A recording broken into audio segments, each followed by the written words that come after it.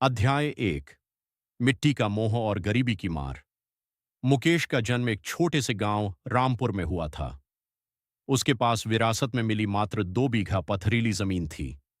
घर में बूढ़ी माँ, पत्नी राधा और 2 छोटे बच्चे थे। मुकेश का दिन सूरज उगने से पहले शुरू होता और चांद ढलने के बाद खत्म होता।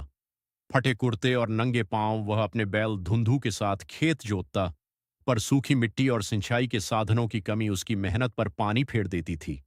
अध्याय 2। कर्ज का जाल और निराशा के बादल। एक साल मानसून ने धोखा दे दिया। फसल सूख गई और साहूकार का कर्ज पहाड़ बन गया। साहूकार ने धमकी दी कि अगर अगले महीने तक पैसे नहीं मिले तो वह जमीन जब्त कर लेगा। मुकेश की रातों की नींद उड़ गई। वह अक्सर रात भर अपने सूखे खेत की मेड़ पर बैठकर रोता था, पर उसने हिम्मत नहीं हारी। अध्याय 3। बदलाव की लहर।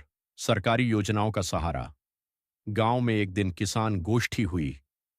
मुकेश को पता चला कि सरकार मुख्यमंत्री कृषक समृद्धि योजना और प्रधानमंत्री कृषि सिंचाई योजना के तहत किसानों को सब्सिडी और सहायता दे रही है। उसने कृषि विभाग के चक्कर लगाए, अधिकारियों से मिला और अपनी जमीन के लिए ड्रिप सिंचाई की सुविधा प्राप्त की।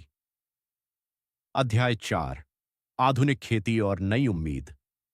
मुकेश ने पुरानी पद्धति छोड़कर मिश्रित खेती, मिक्स्ड फार्मिंग शुरू की। उसने गेहूं के साथ साथ औषधीय पौधों और सब्जियों की बुवाई की। उसने जैविक खाद का उपयोग करना सीखा। राधा ने भी पशुपालन में हाथ बंटाया। धीरे धीरे खेत लहलहाने लगे। अध्याय 5। संघर्ष से शिखर तक। 2 साल की कड़ी मेहनत रंग लाई। मुकेश की फसलें शहर की मंडियों में अच्छे दामों पर बिकीं। उसने न केवल साहूकार का कर्ज चुकाया, बल्कि अपने बच्चों का दाखिला शहर के अच्छे स्कूल में करवाया। वह अब गांव का आदर्श किसान बन चुका था।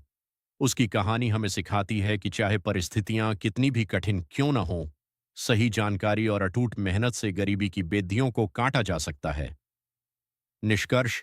मुकेश की कहानी केवल एक व्यक्ति की नहीं, बल्कि भारत के उन लाखों किसानों की है जो देश का पेट भरते हैं और हर चुनौती को मुस्कुराकर मात देते हैं। क्या आप इस कहानी के किसी विशिष्ट भाग, जैसे आधुनिक खेती की तकनीक या मुकेश